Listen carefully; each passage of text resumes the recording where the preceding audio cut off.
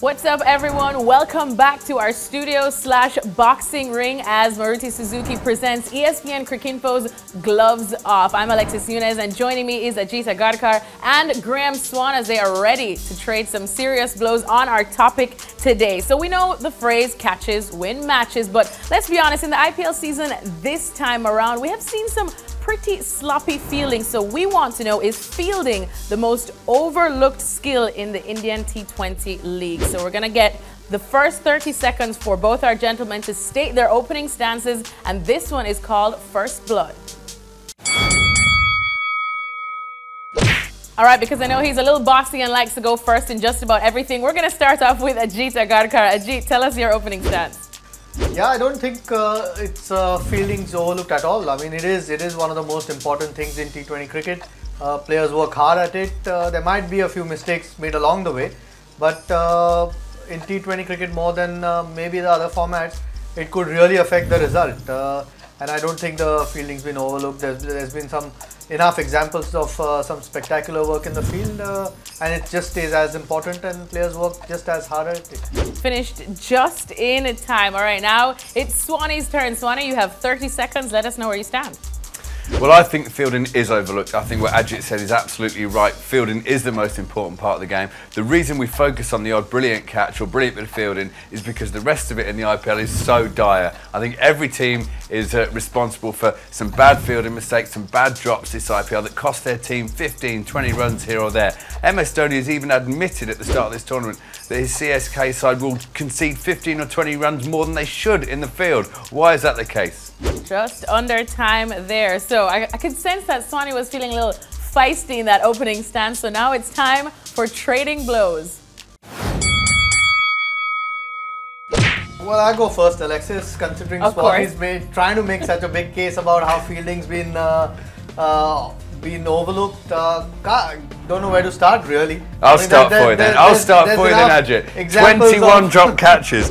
Sunrisers Hyderabad 21 drop catches. They're top of the league with 21 drop. Imagine if they'd only dropped 5 catches. They'd have already won this IPL. All the other teams would have given up and gone home. The best team is actually CSK with 13 drop catches. They're the old dad's army. They've practiced fielding more throughout the years. That's why they're better at it. Ajit, you know I'm right on this one. No, I have got to disagree, and strongly. I mean, there have been enough instances. You look at Trent Bowles' catch, which people have been talking about. You look at De Villiers' catch. I mean, there have been enough examples of spectacular fielding. Perhaps people don't get enough time during the course of the tournament to work at it, but that they're not working at it is being too harsh on people. And my argument is the spectacular catches stand out because the rest of the fielding is so dire and so ordinary. I mean, we see people always blaming the dew on the ground. Always go, oh, the ball's wet, the ball's wet. It's not wet, just use your hands, man, use your hands.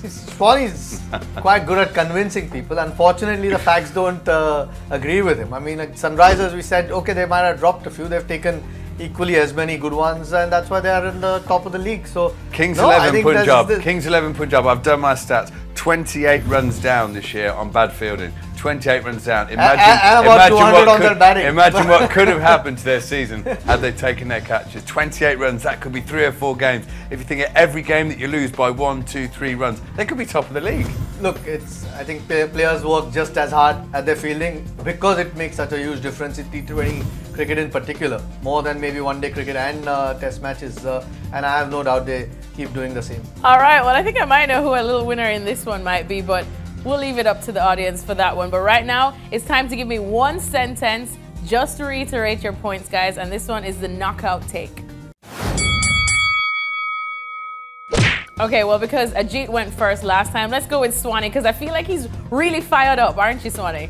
Absolutely, I'm fired up. I'm a big believer in good fielding. I think it's not just the auctioneers, the teams at the auction, who overlook the fielding. I think it's us as well as fans. All the highlights packages, big hits, 6s, 4s, good wickets. None of the great, solid ground fielding that we all pay to see. All right, Ajit, your turn.